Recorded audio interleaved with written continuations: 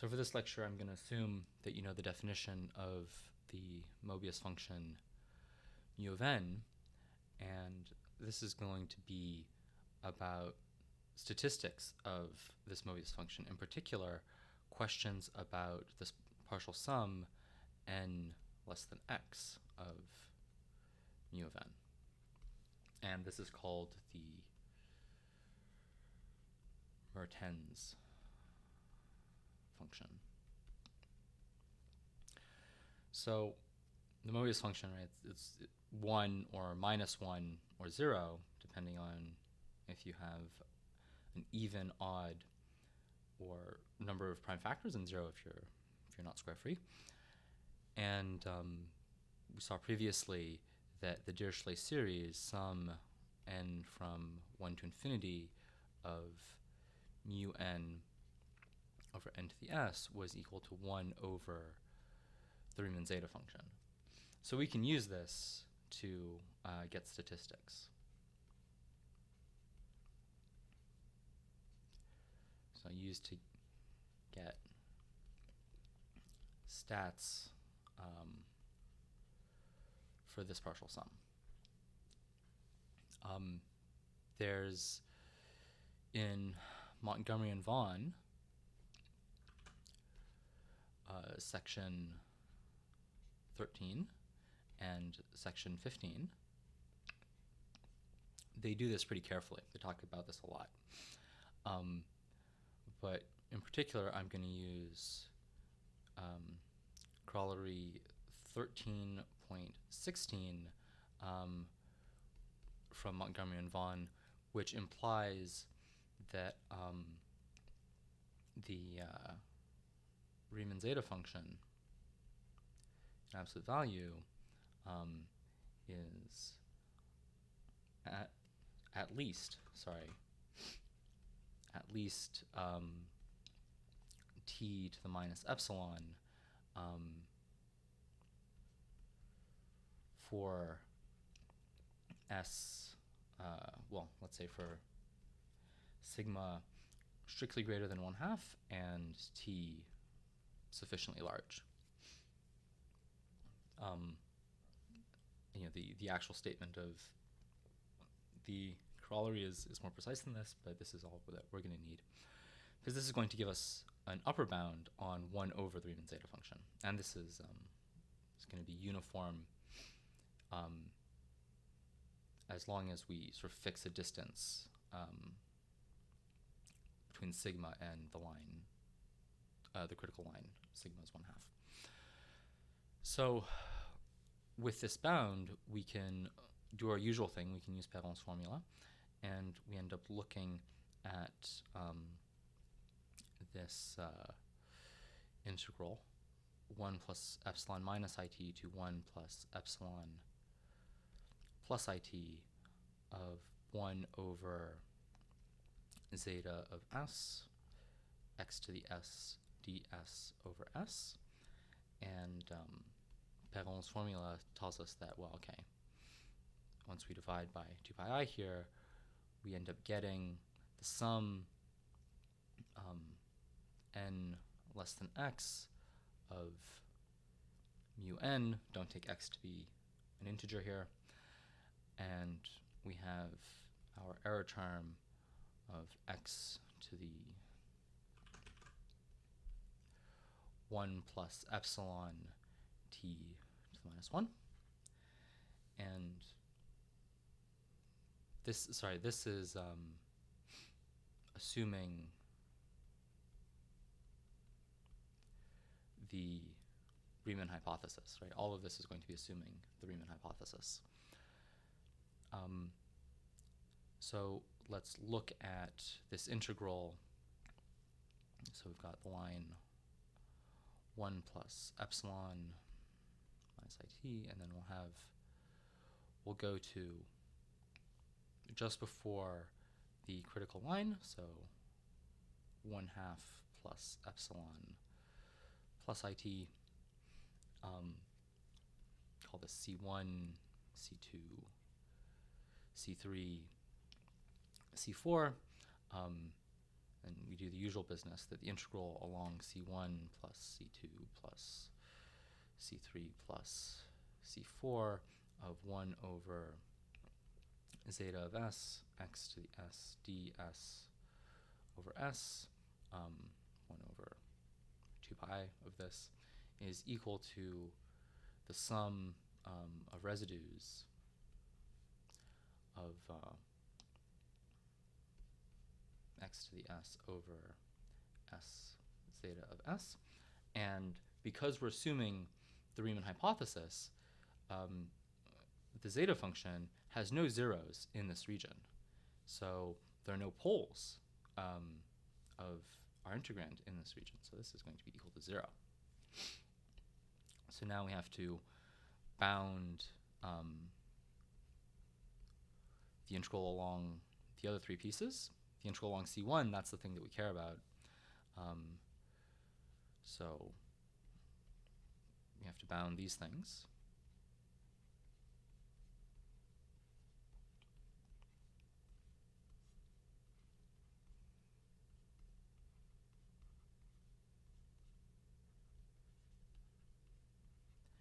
And we do this the usual way. So taking t to be sufficiently large, we use our bound up here, which is going to imply that 1 over zeta of s, at least in this region, is going to be less than t to the epsilon. And so that implies that this is less than, what's it going to be? It's going to be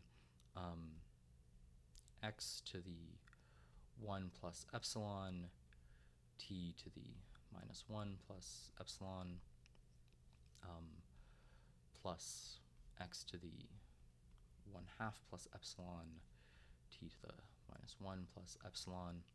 And this one is going to be at most x to the 1/2 plus epsilon, t to the epsilon. Okay, so for example, you can take t to be x, or maybe about x if you're worried about being close to 0 or something, but you don't. You can just take t to be x. And what that implies is that the sum n less than x of mu of n is at most, so here we don't have a main term, right? There's no sum of residues or anything, so we just have our error terms. And when t is x, okay, well this is x to the epsilon, this is I mean, this is small, this is small, this is small, and this one is the one that we end up with, right? So we end up getting that the sum is at most x to the 1/2 plus epsilon.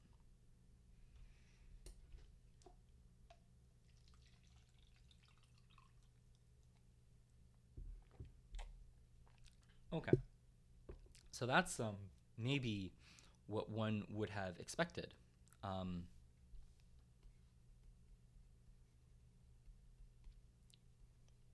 So I'll put a question mark here because I need to know some things to expect this answer. But this is this general phenomenon of square root cancellation.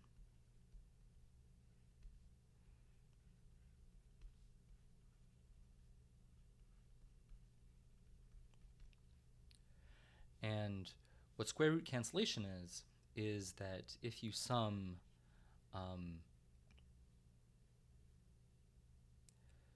say n less than x, so x things of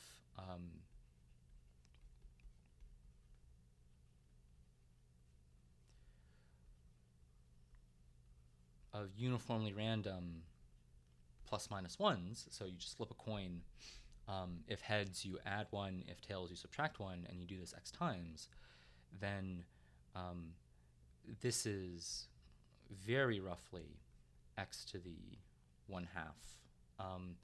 It actually ends up being a little bit bigger, right? So it's less than x to the 1/2 plus epsilon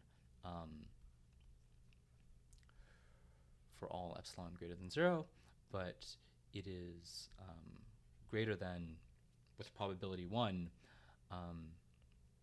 x to the 1/2, and then let me check quickly to make sure. I think that you get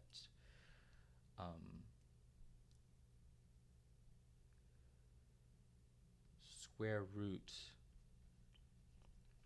log x.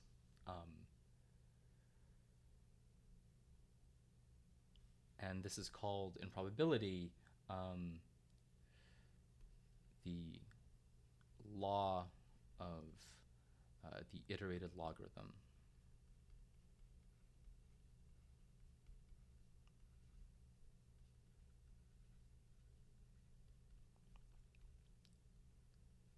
So basically, this is saying that if you had coin flips, this kind of bound makes sense. You might wonder about lower bounds for this sort of thing. And these are relatively classical.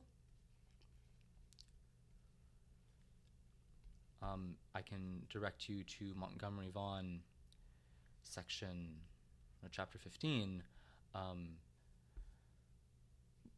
for some details, but one reference I like a lot is this paper of David Lowry Duda. In general, I like his writing a lot. I think he does really good exposition. So he has a paper from 2020 called Non-Real Zeros and Irregularity of Distribution.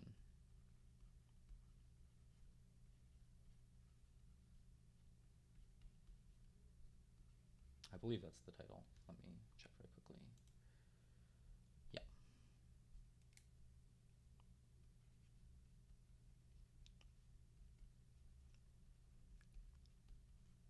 And this is some pretty general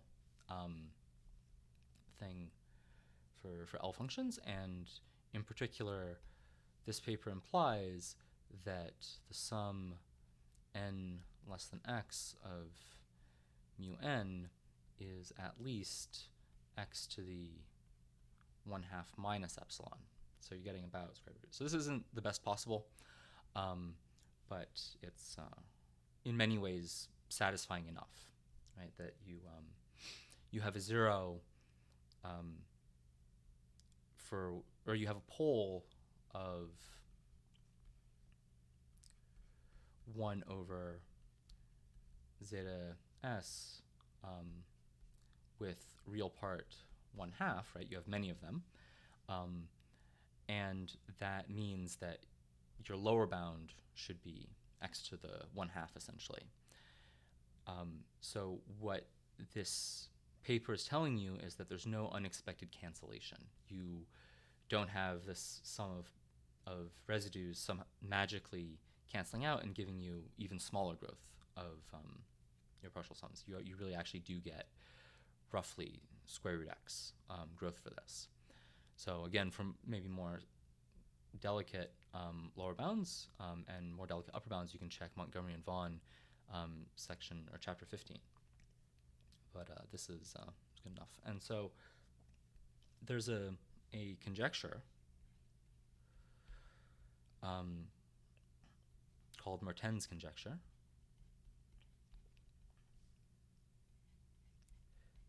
And Mertens' conjecture is that the absolute value of the sum n less than x mu n is strictly less than x to the 1/2. And okay, this is false. This is a really bold conjecture, I think, because this conjecture is suggesting that the behavior of the Moebius function is very far from being random, right? Because if these were just random coin flips, you would expect to exceed square root of x infinitely often, right? You have this law of iterated logarithm that says that you're bigger than square root x. And it's I think, appealing in statistics to consider um, these sorts of statistical questions from the perspective of random variables, right? Mu of n is essentially 1 if you have an even number of prime factors and minus 1 if you have an odd number of prime factors. If you take n to be really big, then you would expect that to be a coin flip. So Mertens' conjecture is suggesting that, in fact, this is not at all random, but it's known to be false. And the first counterexample is known to be between 10 to the 16 and I think 10 to the, I believe it is 10 to the 40, which is, enormous, right? And it's actually quite hard to disprove this conjecture.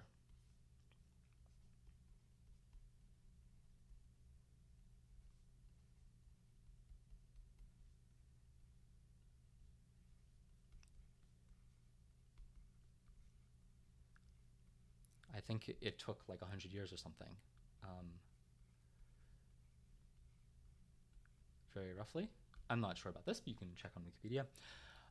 So I can't help but wonder if this was Mertens' point, right? That this conjecture is very bold, but he's kind of egging people on, saying, "Hey, can you actually prove otherwise?"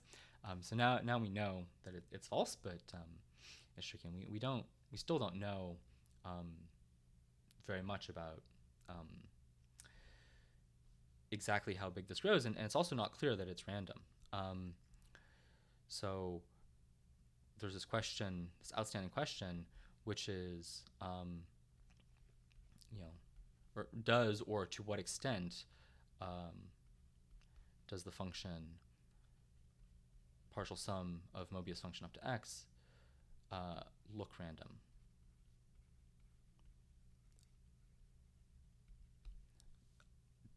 Wikipedia tells me that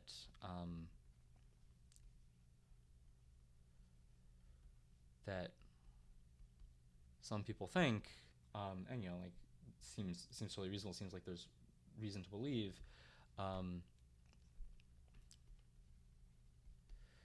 that this partial sum n less than x of mu n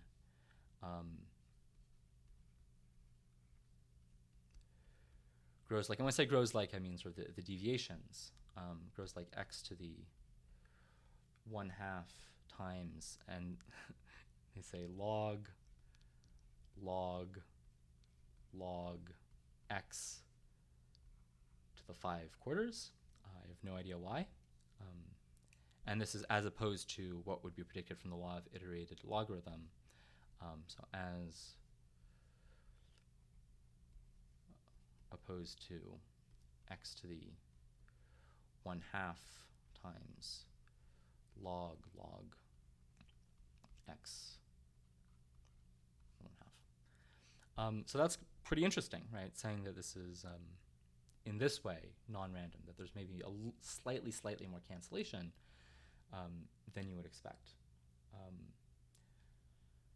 So these kinds of questions in arithmetic statistics, I think, are quite interesting. Just asking this question, is this random, is this non-random? And one of the most basic examples is this Moebius function. How much does this really look like a sequence of coin flips?